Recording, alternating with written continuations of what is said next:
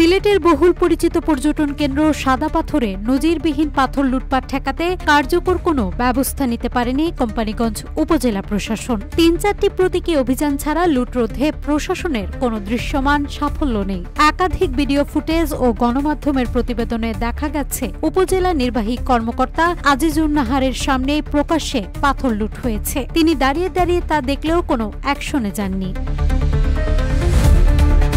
এই অবহেলার বিষয়টি স্বীকার করেছে দুর্নীতি দমন কমিশন। দুদকের দাবি সাদা পাথর লুটপাটে প্রশাসনও দায়ী।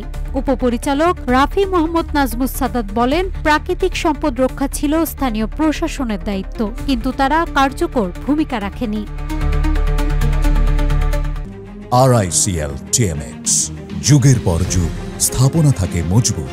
স্থানীয় সূত্রে অভিযোগ, শুধু পুলিশ ও বিজিবিই নয়, উপজেলা প্রশাসনও নিয়মিত মাসোহারা পেত। লুটপাট থেকে শুরু করে পর্যটন কেন্দ্রের খাস কালেকশন পর্যন্ত সবকিছুতেই হয়েছে অনিয়ম।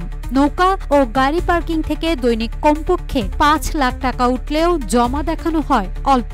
এসব টাকা ভাগাভাগি হয়ে যায় প্রশাসনের ভেতরের মহলে। অভিযোগ উঠেছে ইউএনও এর সামনে নৈশ প্রহরী সুকুমার ও তহসিলদার গিয়াসউদ্দিন খাস কালেকশনের মূল দায়িত্বে থেকে অস্বাভাবিকভাবে সম্পদের মালিক বনে গেছেন।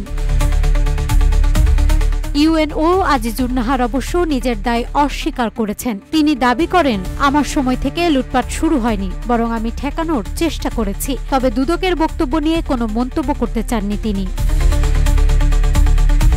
আজিজুর নাহার চলতি বছরের ১৪ জানুয়ারি যোগ দেন, অথচ সাদা পাথরের ব্যাপক লুটপাট শুরু হয় ২০২৪ সালের আগস্টের পর থেকে এবং গত কয়েক মাসে তা চূড়ান্ত আকারে রূপ নেয়। বিষয়টি নিয়ে দেশজুড়ে সমালোচনা হলে আদালতও হস্তক্ষেপ করে এবং লুটকৃত পাথর উদ্ধারের নির্দেশ দেয়। এর পরপরই প্রশাসন সীমিত আকারে অভিযান চালায়, কিন্তু উদ্ধার হওয়া পাথরের পরিমাণ লুট হওয়া বিপুল সম্পদের তুলনায় নগণ্য বলেই সংশ্লিষ্টরা মনে করছেন।